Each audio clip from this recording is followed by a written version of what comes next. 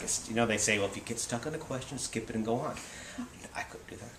I would just take that question until I had a satisfactory answer. I would not move on. So I just have to work 1 year. Anybody else? Why the short story Skeleton Key? Why the short story? This sort of came out of the blue. As you probably know if you follow my blog, it was not.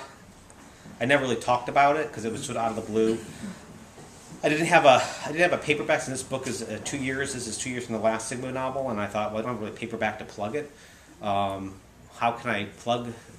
Have something to tease for this book, and so the assassin Shashan shows up on a scene on Gray's doorstep with a bunch of information, and in my head I knew how she acquired it, but it was inappropriate to put it in the novel. Just sort of slowed. Initially, I put it in the novel how she got it, but it was like, this is way too much flashback to chunk into the story right here. It just didn't fit, so I cut it out. And so once I was looking for something that, well, this whole story here, it's just a little outline, it's not a full story, but maybe I can flesh this and really dramatize this event. And so then that became the Skeleton Key.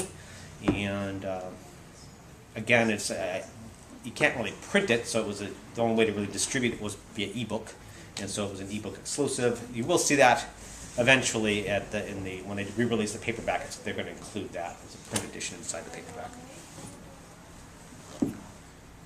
Plus, I just wanted to, write about all those skulls and bones and things, and if you ever read my novels, you're going underground sometime. So, might as well just do a whole short story underground.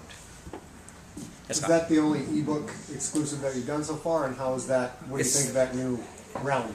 It's I know that's your world, and I'm still I've talked to Joe Conrath and Barry Eisler and a lot of other people that are in that, and just like, I'm doing this. And I was planning on self-publishing that myself. I wasn't going to have HarperCollins involved in it at all until HarperCollins found out what I was doing. No, you're not. We branded this name. We'll do what we tell you to do. So we ended up co-pubbing it. They didn't, so we were actually half and half. We split the profits half and half on that short story.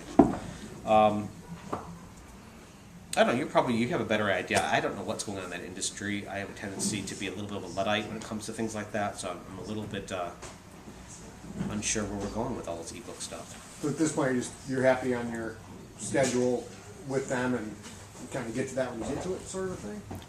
As far as going out and doing anything, writing secondary storylines or tertiary storylines. Oh, I want to go back to Amazonia and write about this monster that got away. Oh no, I'd love to do that, and that's something we have talked about doing separately, and specifically, and this is something I've never talked to it, so I'll just release it first to you guys.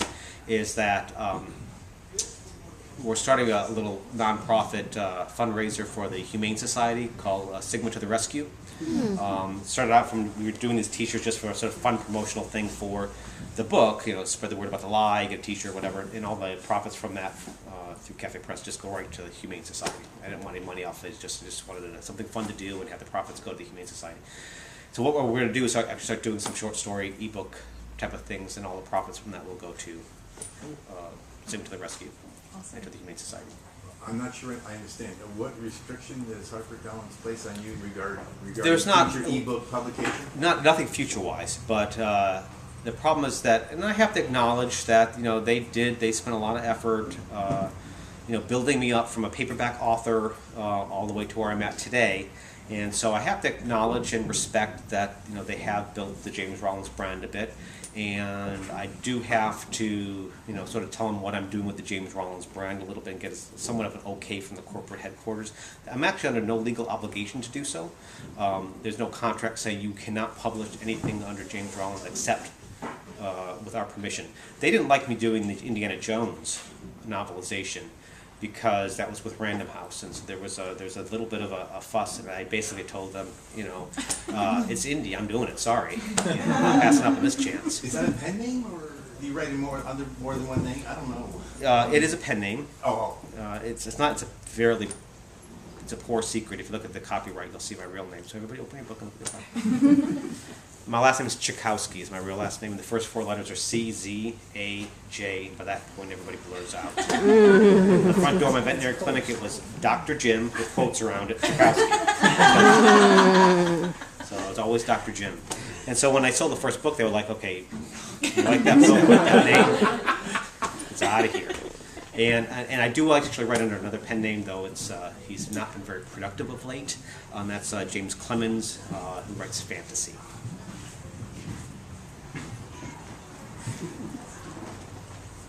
Anybody else? This is maybe a question you can't answer, but have you ever had a title or a cover that the publisher presented to you that you hated? Yes. What did you do? Like, do you just, how do you deal with that?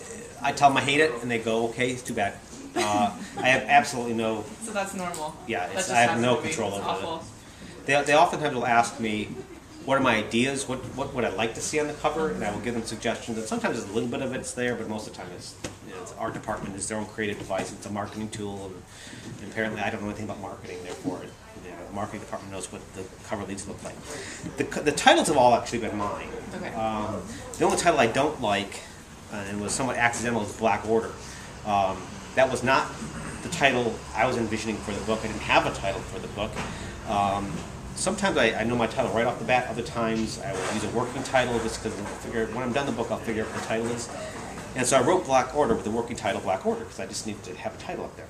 And I was submitting drafts to my editor and eventually finished the book and said, well, now let's talk about title. What title, you know?